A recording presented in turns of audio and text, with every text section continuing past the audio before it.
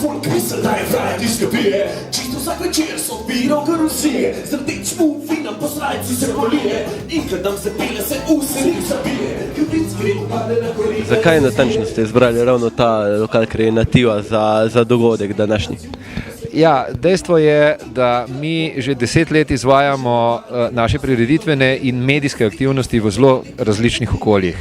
Kreativa je pa specifičen v toliko, ker celotno produkcijo televizijskih oddaj, ki bojo šle v spored otroškega in mladinskega programa nacionalne televizije to jesen, se snema v Kreativi.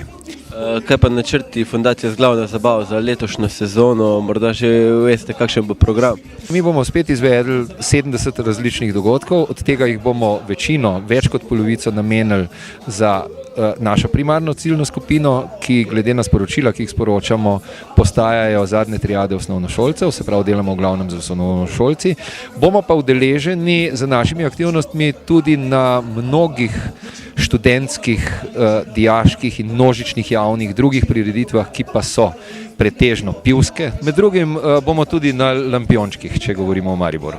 Mi nismo restriktivni z nobeno od naših aktivnosti, ampak želimo širiti neke vrste življenjski slog, kjer pa kljub vsemu hočemo sporočati, da pa se da odlično zabavati, tudi če se ga ne napiješ in ne zadaneš. V naši družbi veliko govorimo o varnosti v cestnem prometu, ki je seveda pomembna in bistvena, ni pa to edini problem škodljive rabe alkohola, daleč od tega, to je mogoče celo manjši problem škodljive rabe alkohola. Osnovni problem, ki ga mi v Fundaciji Zglavna zabava vidimo, je to, da slovenski narod enostavno pije preveč in to si je treba priznati. Zglavna zabava žura tresnega simbola, na zabavi zglavo ne rabaš alkohola. Torej, prvič, kar se deva vožnjo pod vplivom alkohola, veste, v svetu velja pravilo, če imaš prijatelja resnično rad, mu preprečiš, da bi vozil pod vplivom alkohola. Tako se dokazuje prijateljstvo. Nadalje, jasno, da vsak mlad človek si želi priti v neko izkušnjo z alkoholom, ampak ta izkušnja je lahko tudi zelo kratka in predvsem združena z razmislekom o tem, kako pravzaprav alkohol ni nobena rešitev in nobena vrednota. In seveda pobude, ki pokaže na alternativo, so dobre in so take, da jih moramo podpreti. Nikdar več ne vzamem jih nazaj, le malo vetra jim to daj, pa boš vedel, da še sem tu. Človek pa ne bo stoji. Alkohol je eden večjih ali pa največjih problemov v smislu izgubljenih zdravih let življenja. Gre za obdobje, ki naj bi ga državljan preživel brez potrebe po zdravstveni oskrbi.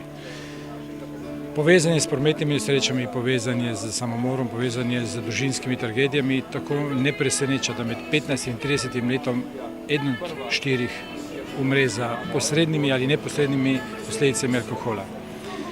Problem nastaja že zelo zgodaj. V osnovni šoli, v zadnjih razredih sta 2 od 3 že poskusili alkohol, v srednjih šolah je 43% dijakov bilo že vsaj enkrat opitih v življenju. To so številke, ki nas umeščajo na Evropske unije in tudi na nek način pokažejo, zakaj je tak davek v tem obdobju. Zato najpomembnejše akcije, prav povezane s takimi, kot smo bili danes deležni, ki morajo osveščati državljane, da lahko sledijo svojemu genomu, ko imamo alkohol vgrajen praktično v vse pore, ampak lahko se obnašamo preventivno. Vsaj razdružimo alkohol in vožnjo.